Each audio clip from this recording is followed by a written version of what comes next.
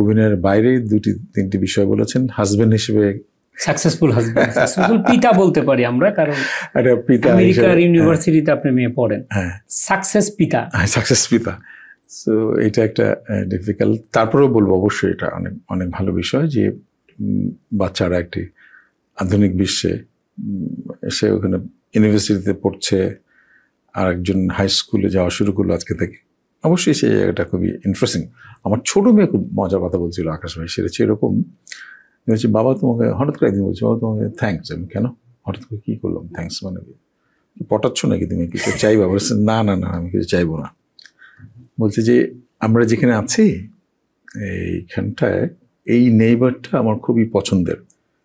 কারণ আপনি জানেন যে ফ্লোরিডার মতো জায়গা, সেটা হচ্ছে খুবই নেচারের মধ্যে থাকা, হাঁস পাখি ক্রোকোডাইল হোক, তাই না, মানে সব ন্যাচারাল বিষয়ের মধ্যে, নেচারের মধ্যে থাকা, তাই না। তো বলছি তুমি যেই নেইবারের মধ্যে আমরা থাকছি, তোমার মানে থ্যাঙ্কস যে এই নেইবারে তুমি রাখতে পারছো বা রাখছো আমাদেরকে রাখছো।